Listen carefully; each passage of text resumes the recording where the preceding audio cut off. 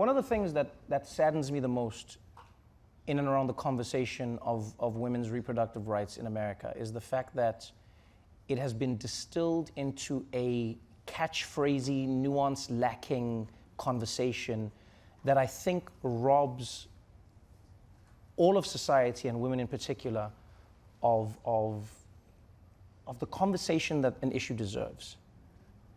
You know? I hate it when people are like, oh, pro-life, pro-choice.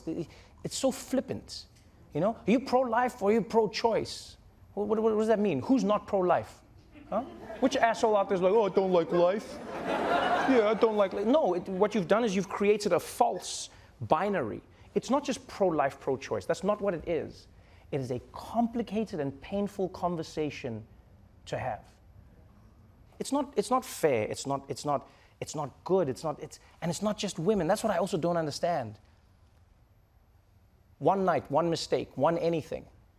And people like to make it seem like every pregnancy is known, every idea. No, it's not. A condom can break.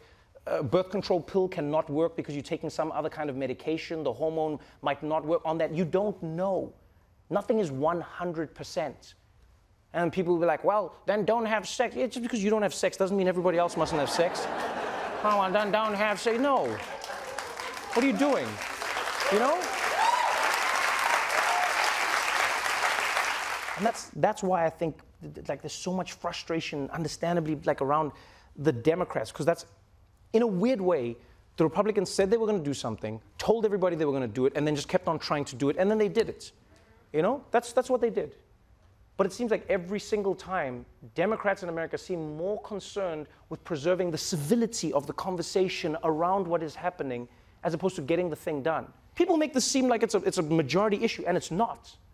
It's not. If you're fair, you'll realize that it's not. Most people in America will say, hey, we are for a woman having her choice. You can discuss the weeks and the where, and that's a different thing, but most people in America will agree on that. Not a total ban. And many conservatives have said that. Even Trump, I've seen, it's been reported that in private, he's gone, this is a mistake. He said that. He's like, this is, you know how you know he knows it's a mistake? He went on to Fox News, they congratulated him. They said, congratulations on your victory. And he was like, no, this was God, this was God, this was... When has Donald Trump not taken credit for something?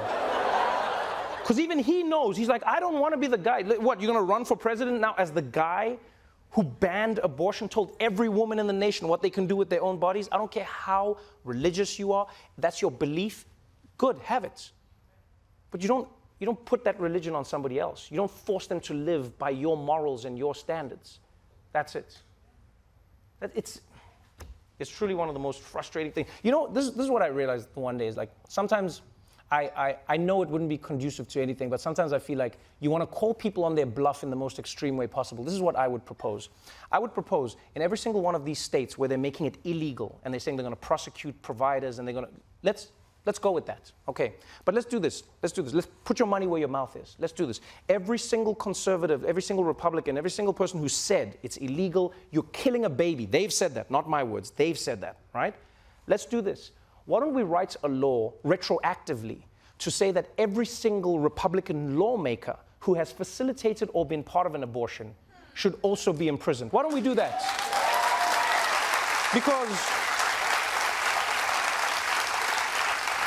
you said it's killing babies, and if I'm assuming correctly, you've never done it, right? Right? So why wouldn't you, like if you said to me as Trevor, if you said, Trevor, we're going to write a law, and the law says that every person you've choked to death in the street, we're going to investigate and you go to jail, I'll be like, yeah, go ahead. I know I've never choked anybody to death. I would go to every single one of those Republicans who've written those laws. Anyone, your family member, anyone that you've been a part, anyone, anywhere, you go to jail. See how many of them would sign that law.